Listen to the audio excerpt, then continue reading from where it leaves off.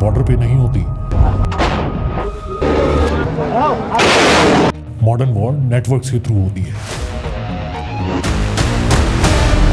You can do one Mumbai, you may lose Balochistan. Political protection के साथ criminal empires बने। लियारी यकीनन peoples party का घर है और घर रहेगा। 18 अक्टूबर 2007 कराची में 2 बम फटते हैं।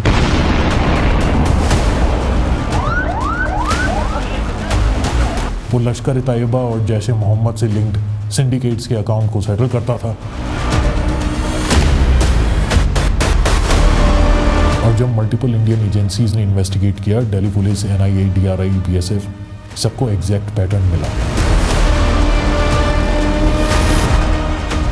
और इस पूरी फाइनेंशियल लॉजिस्टिक्स के सेंटर में एक नाम बार बार आता था।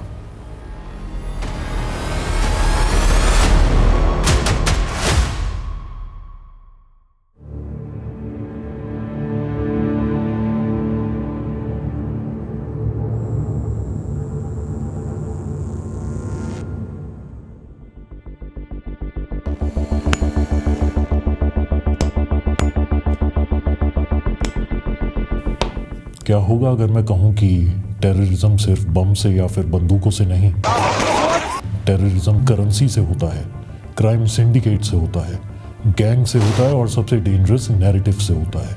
और अगर मैं कहूं कि मूवी धुरंधर सिर्फ एक स्पाई थ्रिलर नहीं बल्कि एक वार्निंग है, एक वार्निंग उस सिस्टम के बारे में जो दशकों से भारत को अंदर से ही खोखला करने की कोशिश कर रही है।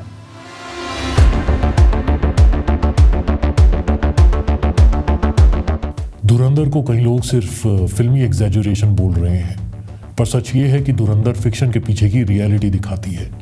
Movie clearly hints at Pakistan based terror infrastructure, criminal gangs का यूज एज एसेट्स और इंटेलिजेंस एजेंसीज का साइलेंट वॉर। नाम चेंज लेकिन पैटर्न बिल्कुल रियल है और इंडिया ने ये पैटर्न बार बार देखा है। हर बार एक चीज कॉमन थी, पाकिस्तान और ISI। यहाँ पे उसने बोला कि ये शायद मुस्लिम नहीं है, उसने उसको गोली मार दी।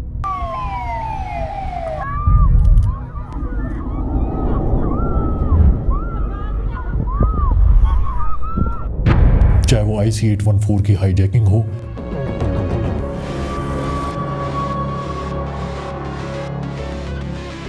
पार्लियामेंट अटैक हो, बिल्डिंग गेट 1 के सामने से फायरिंग की आवाज आ रही है।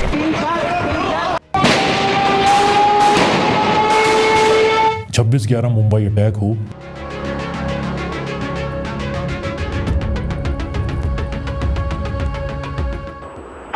कितना के तरह लगाओ प्लेबल लगाओ। उमर कवर लो उमर कवर लो।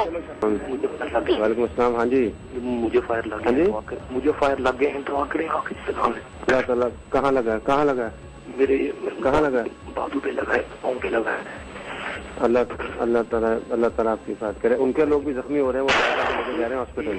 फर्स्ट एंट्री हमने कमांडो मार दिया है। आगे दुआ के नहीं मिला मुझे शहादत। अल्हम्दुलिल्लाह।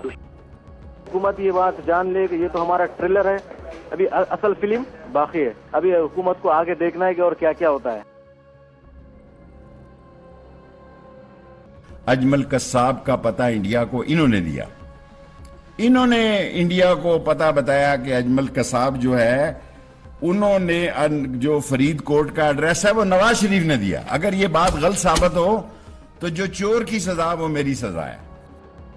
नहीं, वो बोलता था जब तक जिंदा रहो मारते रहो। इज्जत होता है और ये सवाब का काम है। हाँ, आज जो काम किया, हाँ, आज का काम करके बाद में क्या किधर जाने वाले थे तुम लोग? मरने वाले थे हम लोग। कैसे? वो बोलता था कि जन्नत में जाओगे।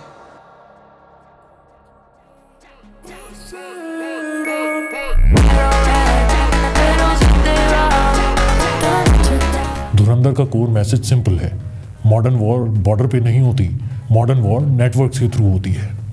मूवी में लियारी को दिखाया गया as a lawless and violent zone. तो सवाल उठता है, क्या लियारी वाकई में ऐसा था?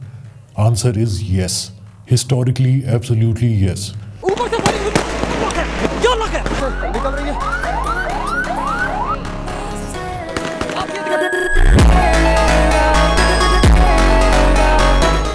लियारी कराची का वो एरिया है जहां दशकों से गैंग वॉर्स चली, ड्रग्स और आर्म्स ट्रैफिकिंग हुई, पॉलिटिकल प्रोटेक्शन के साथ क्रिमिनल एम्पायर्स बने, जिसमें रहमान डकैत और उज़ैर बलोच जैसे नाम पाकिस्तान के क्राइम हिस्ट्री का एक हिस्सा बन गए।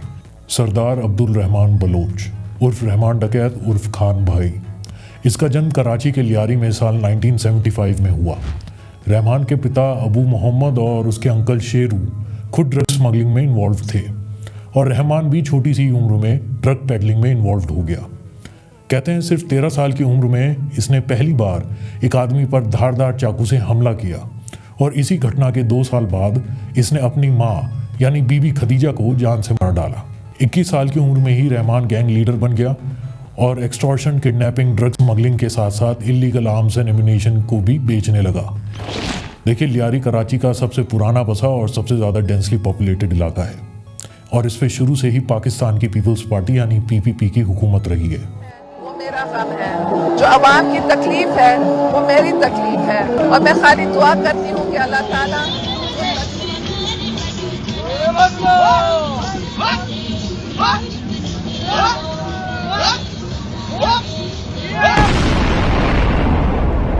Pakistani Prime Minister Benazir Bhutto in Karachi just a short time ago. 18 अक्टूबर 2007 कराची में 2 बम फटते हैं और इसमें टारगेटिंग होती है Benazir Bhutto and millions of followers. इस हमले में 120 से ज़्यादा लोगों की मौत होती है और 250 से अधिक घायल होते हैं। इस धमाके के कुछ मिनट बाद ही एक वाइट एसयूवी में भुट्टो को वहाँ से तुरंत निकाला जाता है and according to eye witnesses उस सफ़ेद एसयूवी में एक और आदमी था, जी, रहमान डकैत। अब यहाँ एक इम्पॉर्टेंट पॉइंट समझो, जब किसी कंट्री के अंदर क्रिमिनल गैंग्स इतनी पावरफुल हो जाती हैं तो उस कंट्री की इंटेलिजेंस एजेंसीज उन्हें इग्नोर नहीं करती और पाकिस्तान के केस में उनका इस्तेमाल करती है। लियारी गैंग्स का प्राइमरी रोल इंडिया को अटैक करना नहीं था, लेकिन क्रिमिनल इकोसिस्टम को एक्सप्लॉइट करना आईएसआई की स्पेशलिटी है। Crime plus politics plus intelligence equals to perfect proxy warfare model.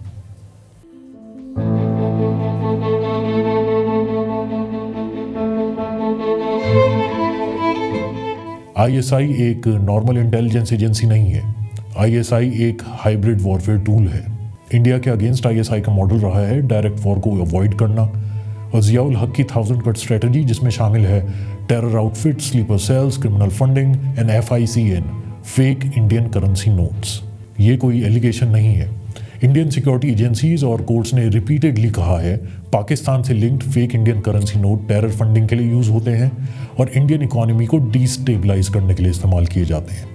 Fake notes Nepal, Bangladesh जैसे रूट से भारत में पुश किए जाते हैं। High quality printing, restricted ink, ये सब स्टेट लेवल कैपेबिलिटीज के बिना पॉसिबल नहीं होता। धुरंधर इसी इनविजिबल वॉर को हाईलाइट करती है। गन से पहले पैसा आता है, पैसे से पहले नेटवर्क आता है। और इस पूरी कहानी का सबसे इंपॉर्टेंट रोल आता है एक ऐसा किरदार जिसके ऊपर ऑडियंस का शायद इतना ध्यान नहीं गया, द खनानी ब्रदर्स।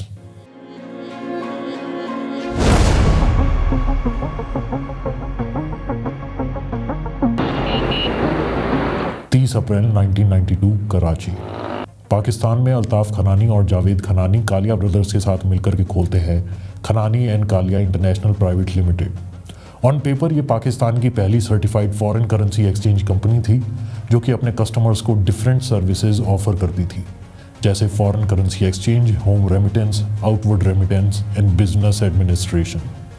KKI की ब्रांचेस कराची, लाहौर और इस्लामाबाद में तो थी ही, इसकी foreign branches London, Glasgow, Sydney, New York, Toronto, Montreal, Scarborough, Ontario, Vancouver, Kuwait, Bahrain और कतर में भी थी। Among all the different methods, traditional hawala system को भी इसी पाकिस्तानी ऑर्गेनाइजेशंस ने यूज़ किया था to launder money for drug cartels, biker gangs, Hezbollah, al Qaeda और जैश और लश्कर जैसे टेररिस्ट ग्रुप्स के लिए, जिन्होंने मुंबई 1993 बॉम्बिंग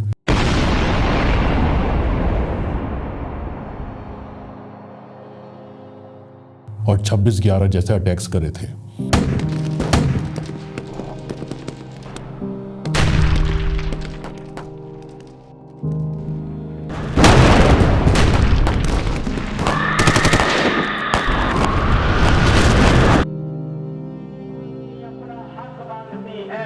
इंशाअल्लाह अपना हक लेना है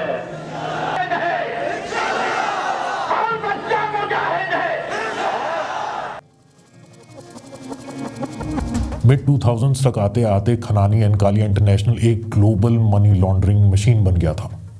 इतना पावरफुल, इतना वाइड स्प्रेड कि बाद में यूएस ट्रेजरी ने केकेआई को officially significant transactional criminal organisation declare किया। सोचो, इसका नेटवर्क कराची के सदर बाजार से दुबई के फ्री जोन्स तक, टोरंटो के सबर्बन प्लाजा से ईस्ट अफ्रीका के पोर्ट्स तक। ये कोई लोकल धंधा नहीं था, ये एक इंटरनेशनल शैडो इकोनॉमी थी। और सबसे इंटरेस्टिंग बात, खनानी बिल्कुल भी उस टाइप का विलन नहीं था जैसे बॉलीवुड ने उसे दिखाया। वो मैक्सिको के नारकोटिक कैश को गल्फ से आने वाले टेरर फंड्स के साथ बैलेंस करता था। वो लश्कर तैयबा और जैश ए मोहम्मद से लिंक्ड सिंडिकेट्स के अकाउंट को सेटल करता था। और सिर्फ इतना ही नहीं, डी कंपनी के ग्लोबल ऑपरेशंस के लिए भी पैसे को क्लीन बनाने और उसे सर्कुलेट करने का काम यही करता था। साल 2008 एक क्रिटिकल मोमेंट आया। अमेरिकन इंटेलिजेंस और इंडियन इंटेलिजेंस दोनों ही एक कंक्लूजन पर आए कि KKI was not hawala network, KKI was the financial switchboard, जो मिलिटेंट ग्रुप्स को, क्राइम सिंडिकेट्स को और पॉलिटिकल नेटवर्क्स को पाकिस्तान के डीप स्टेट अम्ब्रेला के नीचे ऑपरेट करता था। सीधी बात समझो, अगर आईएसआई को पैसा मूव करना होता था बिना किसी फिंगरप्रिंट के, बिना किसी बैंक के, बिना किसी ट्रेस के, तो खनानी पैसा मूव करता था। खनानी के राइज के पैरेलल इंडिया के अंदर एक और साइलेंट इन्वेजन चल रहा था, FICN यानी फेक इंडियन करेंसी नोट्स का।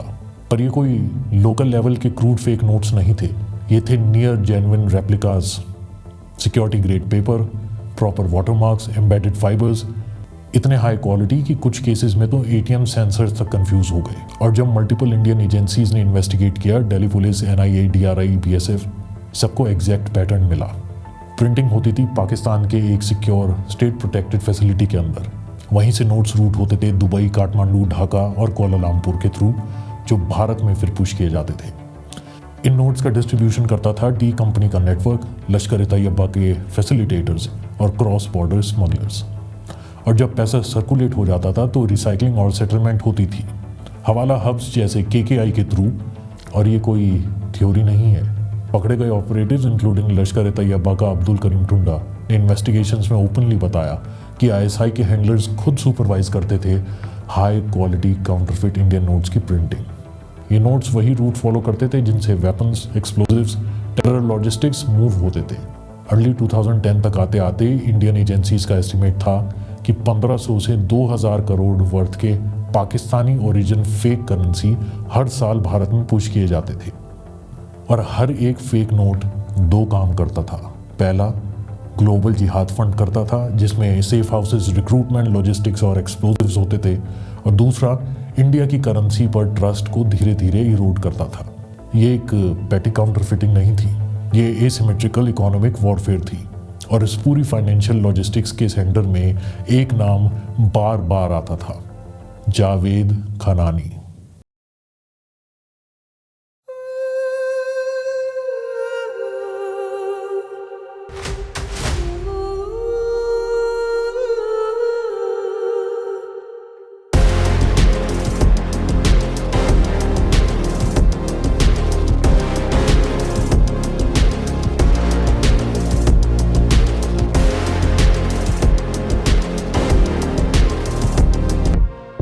और सख्त कदम उठाना जरूरी हो गया है। आज मध्यरात्रि यानी 8 नवंबर 2016 की रात्रि को 12 बजे से वर्तमान में जारी 500 रुपए और 1000 रुपए के करेंसी नोट लीगल टेंडर नहीं रहेंगे। 8 नवंबर 2016, जिस रात इंडिया ने 500 और 1000 के नोट्स ओवरनाइट इनवैलिड कर दिए। और इसका इम्पैक्ट सिर्फ डोमेस्टिक नहीं था, वो ब्लास्ट पाकिस्तान के कोवर्ट मशीनरी के अंदर तक फील हुआ था। सालों से बनाए गए FICN के स्टॉक पाइल्स वेयर हाउस में पड़े थे, स्मगलिंग के लिए रेडी, प्री सॉर्टेड, और एक रात में ही उनकी वैल्यू जीरो हो गई। रूट्स डार्क हो गए, सेटलमेंट्स रुक गई, हैंडलर्स पैनिक में आ गए। हवाला किंग जैसे खनानी के लिए, जिसका पूरा बिजनेस सीमलेस सर्कुलेशन पर डिपेंड करता था, पूरी करेंसी सीरीज का सडनली गायब हो जाना एक कैटास्ट्रोफिकल लायबिलिटी बन गया। और फिर 1 महीने बाद 4 दिसंबर 2016 खबर आई, जावेद खनानी कराची में एक अंडर कंस्ट्रक्शन बिल्डिंग के 4थे माले से गिरकर मर गया। सुबह जब मोहम्मद अली सोसाइटी पर रोशनी पड़ी, खनानी की बॉडी नीचे पड़ी हुई मिली, क्रम्पल्ड, लाइफलेस। पुलिस ने कहा ये एक सुसाइड थी, लेकिन उसकी फैमिली वालों ने कहा कि एक एक्सीडेंट था। मेडिको लीगल पोस्टमार्टम बाईपास कर दिया गया। साइट के लेबर्स को ब्रीफली डिटेन करके फिर छोड़ दिया गया। किसी ने ज़्यादा सवाल नहीं पूछे। पर यह पाकिस्तान है, सरप्राइज की कोई बात नहीं है। कराची गल्फ और इंडिया के फाइनेंशियल सर्कल्स में कहानी कुछ और ही थी। ऑफिशियली कोई क्रेडिबल पब्लिक एविडेंस नहीं था जो मर्डर प्रूव करे, लेकिन इंटेलिजेंस सर्कल्स में टाइमिंग आज भी हॉन्ट करती है, और कभी कभी टाइमिंग ही सब कुछ होती है।